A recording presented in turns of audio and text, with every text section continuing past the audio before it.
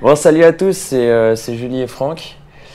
Bienvenue dans cette chaîne de podcast. Et sur ce premier podcast, en fait, on tenait un petit peu à se présenter pour vous expliquer un petit peu l'objectif de la chaîne et puis nous présenter directement individuellement, histoire que vous compreniez bien au moins le cadre de ce projet. Déjà, l'objectif de la chaîne, ça va être de développer des sujets autour du bien-être et du sport. Voilà, on va essayer de mélanger énormément de sujets, alors que ça soit sur le public féminin, sur des parties sur l'alimentation, public masculin, pareil. Il va y avoir un petit peu de tout et on va essayer de mélanger un petit peu de tout pour à chaque fois qu'il y en ait pour tout le monde dans chacun des épisodes, quoi. Yep. Et donc pour commencer, là c'est le moment où on va se présenter. Julie, pour commencer. Du coup, Julie. Julie. Quel âge as-tu, Julie? J'ai 25 ans. Très bien, Julie. Très bien. On passe à moi. Donc, parle-nous un petit peu de toi. D'où est-ce que tu viens? Qu'est-ce que tu as fait? Alors, du coup, moi, je suis française et vietnamienne. Mais je n'ai jamais vécu en France ou au Vietnam. Et je pense que du coup, c'est intéressant à savoir parce qu'il y aura des moments où il y aura des petits bugs dans mon vocabulaire, grammaire, tout ça. Little bit. Très bien.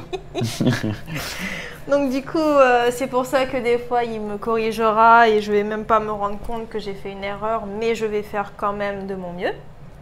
Donc en gros, mon papa, il est expatrié, donc j'ai pas mal bougé.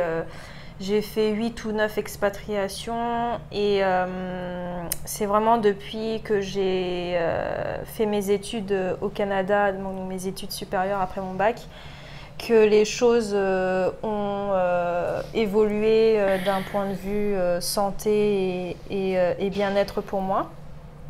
Et du coup, j'ai aussi pas mal vécu aux États-Unis et aussi au Canada. Donc j'ai fait toutes mes recherches, mes études, ma scolarité supérieure en anglais, parce que du coup j'ai quand même été dans le système français, donc j'ai eu le bac français, je parle quand même français, je suis française. Et c'est en 2016 que je me suis installée à Paris.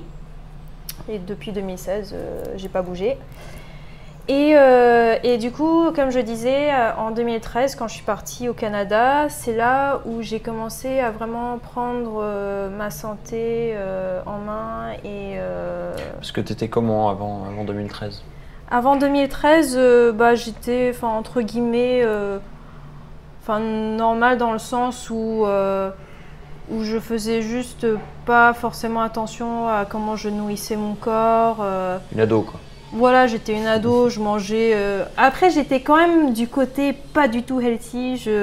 Des fois, le matin, je me réveillais, c'était une glace ou des Oreos. Parfois ou tout le temps? Parfois c'était rien du tout même. J'alternais avec McDo juste à côté.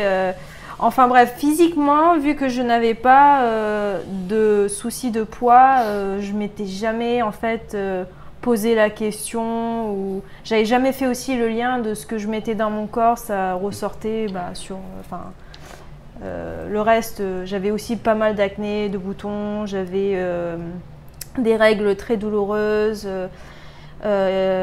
Irrégulière, donc j'ai aussi pris la pilule, j'ai eu énormément d'effets secondaires, tout ça.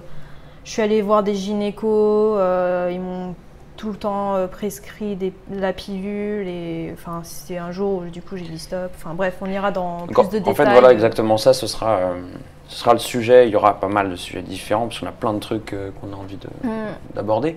Mais ça, ce sera le sujet justement d'une des vidéos. Et je tiens tout de suite à rassurer les hommes. On parlera pas que de règles douloureuses. Oui, non. Ça, c'est vraiment. En fait, c'est pour parler. Il y aura un peu de tout. C'est pour dire que en fait, pas. les hormones, que ce soit les hormones féminins ou masculins, ça joue énormément sur tout en fait le fonctionnement du corps. Comment on s'entraîne, comment on s'alimente, comment on dort, comment on gère le stress, etc. Et tout ça, en fait, je ne me rendais pas du tout compte. Et c'est en faisant déjà juste les changements nécessaires, stress à juste manger plus de légumes et de fruits, j'ai vu un impact drastique sur mon énergie et mon humeur. Avant, je faisais que des grasses mat, je comptais les jours jusqu'au week-end pour pouvoir dormir jusqu'à 13h, 14h. Alors que quand j'étais au Canada, c'était réveil 7 heures maximum parce que en fait, je mettais même pas de réveil. J'avais juste tellement d'énergie et j'avais développé cette routine où j'avais juste envie de manger bien parce que derrière je me sentais bien, j'avais tellement d'énergie, j'avais la motivation de aussi bouger mon corps et même si j'avais pas de souci de poids, j'avais une composition qui n'était pas optimale non plus, enfin j'avais aucune masse musculaire. En fait, voilà, donc j'ai découvert pas mal d'outils, donc j'ai pas mal d'outils dans ma boîte à outils. Et depuis 2013, donc du coup ça va faire 7 ans, j'ai constamment expérimenté sur moi. Il y avait tellement d'idées reçues sur la nutrition, sur le sport, tout ça, que moi en fait j'aime bien en fait aller au... Comment dire, l'opposé, enfin le contraire. À l'encontre. À l'encontre de ce que je lisais, par exemple, quand il disait ne pas manger de glucides le soir parce que ça fait grossir. Bah moi, qu'est-ce que j'ai fait? C'est que j'ai mangé que des glucides. En fait, c'est une thug. Et j'ai vu que c'était que du BS, enfin du gros n'importe quoi, enfin plein de choses comme ça. Et du coup, ça m'avait vraiment lancé sur ces expérimentations. Je prenais genre une idée reçue, je faisais le contraire et clairement c'était ce que c'était une idée reçue, c'était vraiment... Après il y aura encore quelque chose qui marchera pour une personne et qui ne marchera pour l'autre, c'est pour ça qu'en fait chacun est unique et il faut trouver ce qui fonctionne pour soi. Parce que par exemple, moi j'ai une sœur, on pourrait dire qu'on a les mêmes gènes, etc. Mais encore une fois, on ne gère pas les choses de la même façon. Donc ce qui fonctionne pour moi, elle a testé, ça ne fonctionnait pas forcément pour elle. Et il fallait adapter, etc. Et du coup, en fait, c'est comprendre en fait, comment les choses fonctionnent et comment l'utiliser et adapter à soi. Et du coup, pendant toutes ces années d'études et de recherche et d'expérience sur soi, j'aimerais bien épargner peut-être tous ces expérimentations, perte de temps, et vous donner du coup les outils nécessaires pour trouver un équilibre, que ce soit dans l'alimentation, le stress, les hormones féminins, enfin les règles, etc. Arrêter la pilule. Le problème de digestion. Le problème de digestion, parce que aussi, les ballonnements, avant, moi, c'était un quotidien. Je savais pas qu'est-ce qui se passait alors que je mangeais fruits, légumes, que des bonnes choses. Alors que, par exemple, une personne mangera, entre guillemets, pas les bonnes choses et avait un ventre plat, sec, alors que moi, je faisais tout et j'étais ballonnée, mais en fait c'était encore une fois quelque chose qui n'allait pas et à diagnostiquer et à voir ce que c'est et après tester et voir si c'était une intolérance ou quelque chose que je faisais. Parce qu'après il y a aussi faire trop des bonnes choses, c'est pas forcément la bonne idée non plus. Il faut vraiment, en fait, c'est de l'équilibre. Voilà, donc il faut vraiment trouver cet équilibre-là. De toute façon, elle ne va pas vous expliquer là en 5 minutes le tout du tout et de tout ce qui se passera sur cette sinon, chaîne-là. Je pense que tu vas. Oui, on ne va pas aller dans les détails plus que ça, mais histoire que vous compreniez un petit peu. Ouais, et aussi ne pas oublier que du coup, moi, je ne suis pas du tout médecin, je n'ai pas du tout de diplôme dans la médecine ou quoi que ce soit. C'est vraiment juste les études et les recherches que j'ai faites. Ouais, que j'ai pu faire, ça. Et si jamais vous avez vraiment des gros soucis au niveau santé, il faudra quand même aller voir des spécialistes. Oui. En fait, c'est vraiment pas des avis médicaux ou des conseils. On va pas vous donner une solution. L'objectif, c'est de donner une manière de penser. Voilà. C'est surtout ça. Et vous montrer qu'en fait, nous-mêmes, on peut, entre guillemets, se soigner. Changer beaucoup de choses déjà, améliorer beaucoup de choses dans notre quotidien. Des choses qui sont vraiment à la portée, à notre portée, c'est à ça, notre portée. Oui. Ouais. Et voilà. Merci Julie. C'est Avec déjà grand plaisir. bien complet. Du coup, je vais me présenter moi aussi. Je m'appelle Franck, j'ai 28 ans maintenant. Je suis coach sportif. J'ai commencé ces études de coach il y a 5 ans maintenant. Donc j'ai commencé le processus pour devenir coach il y a 5 ans et depuis je suis coach et c'est un métier qui me passionne complètement. Juste pour vous parler de moi, en gros, je suis à la base volleyeur. Donc ça fait bien longtemps que j'ai arrêté, hein, mais je suis à la base volleyeur. J'en ai fait pendant des années et des années, j'en ai fait assez haut niveau et donc j'ai connu la partie entraînement grâce à la préparation physique dans le milieu du volley. J'ai commencé la préparation physique en 5e, ce qui donne 13-14 ans, quelque chose comme ça, on s'était dit.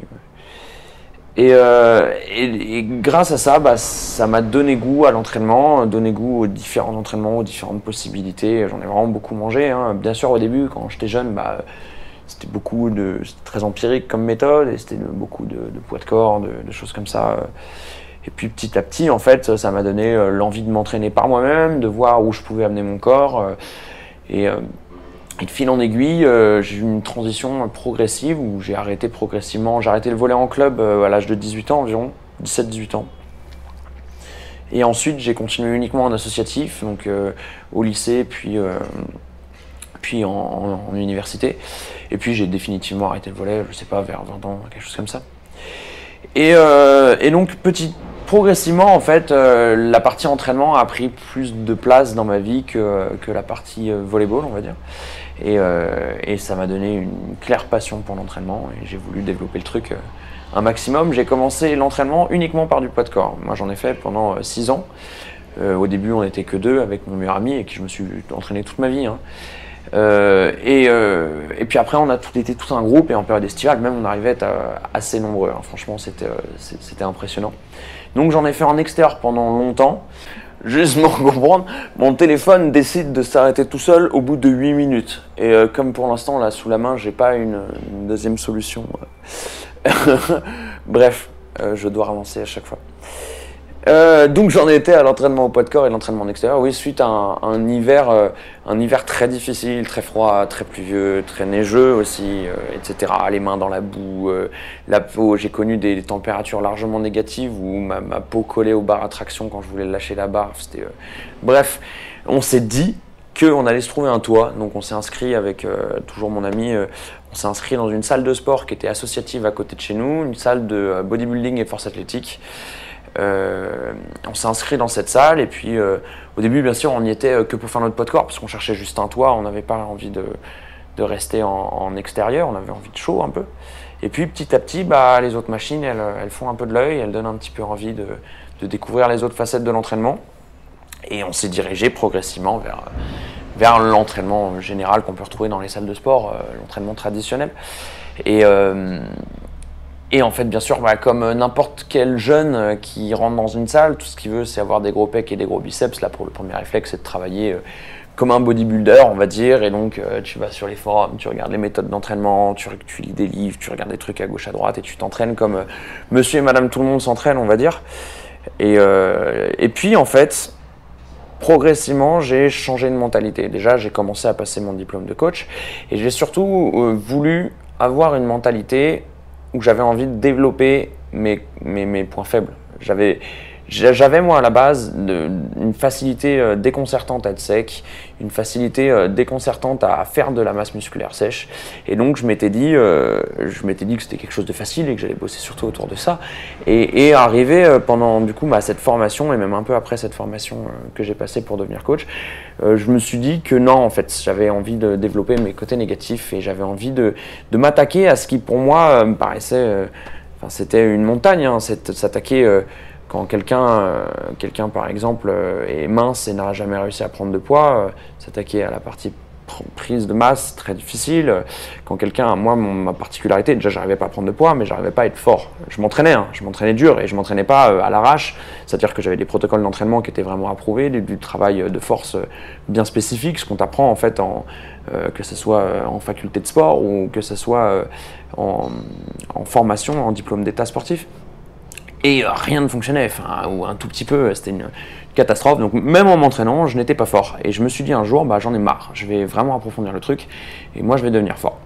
Donc voilà, c'était ça fait maintenant 2 bonnes années que je travaille là-dedans, que ça me fait découvrir énormément de choses.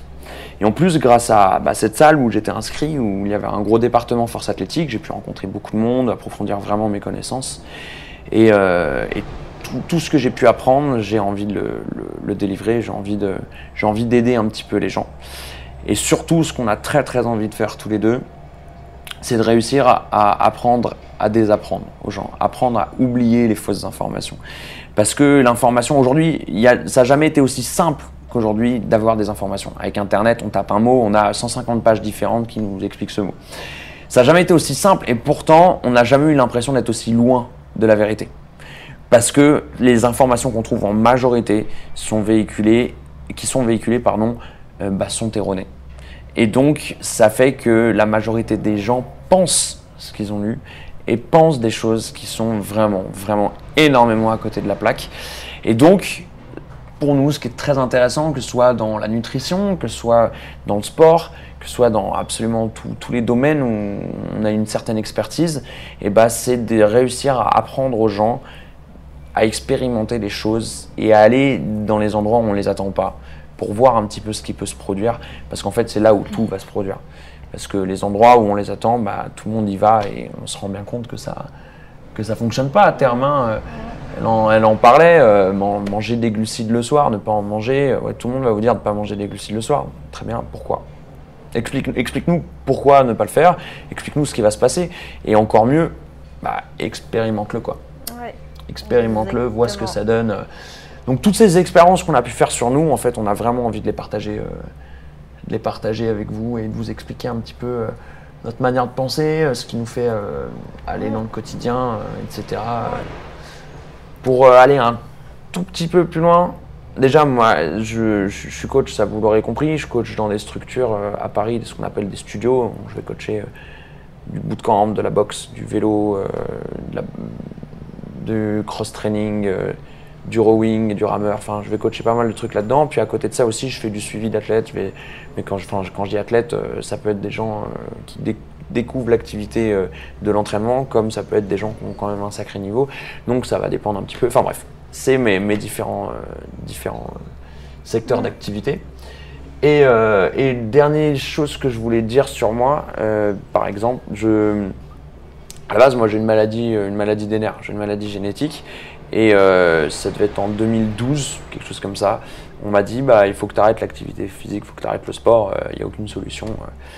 Et aujourd'hui, je vais bien mieux qu'avant. Et je vais bien mieux qu'avant grâce au sport. Donc ça ne veut pas tout dire, ça ne va pas tous les cas qui sont comme ça. Mais juste pour vous dire que parfois, expérimenter les choses, ça peut apporter beaucoup. Parce que j'aurais écouté les différents avis médicaux que j'avais à l'époque. Et aujourd'hui, j'aurais pas ce métier, j'aurais pas cette santé, j'aurais pas cette énergie. Mon quotidien n'aurait absolument rien à voir. J'aurais pas rencontré Julie aussi. C'est très important quand même. Aussi pour dire que du coup aujourd'hui on s'entraîne ensemble. Parce que du coup moi j'ai commencé aussi le sport vraiment 2014-2015. Mais ça fait presque 2 ans maintenant que je suis coachée par Franck. Ouais. Et j'adore vraiment ce que je fais. C'est vraiment, il y a aussi un équilibre parce que je suis aussi passée par des périodes où j'étais entre guillemets accro au sport. Il fallait que j'en fasse un maximum ou sinon je pensais que quelque chose de mal allait se produire, que mon corps allait s'adapter. Mais en fait, pas du tout. C'était juste très... au bout d'1 an, mon corps il s'est juste fatigué, il a atteint un point où il était en burn-out et c'était un truc que je ne pouvais pas garder dans la longue durée. Il fallait vraiment que je prenne du recul et ça a été très difficile parce que du coup je suis passée à un stade où je faisais beaucoup de sport. Certes, je me sentais bien, mais c'était pas... Le jour où j'avais arrêté pendant peut-être, 1 semaine, je stressais parce que je faisais rien et j'avais peur que j'allais perdre tous mes acquis. Gains. Tous mes gains. Bon, du coup, je pense que ça va être la dernière fois qu'on va couper et ouais. parce que c'est bientôt fini. Mais en gros, voilà, j'ai eu des périodes aussi avec le sport où j'étais accro, j'en faisais trop. Il y a aussi des périodes où j'en faisais pas assez parce que j'avais pas la motivation.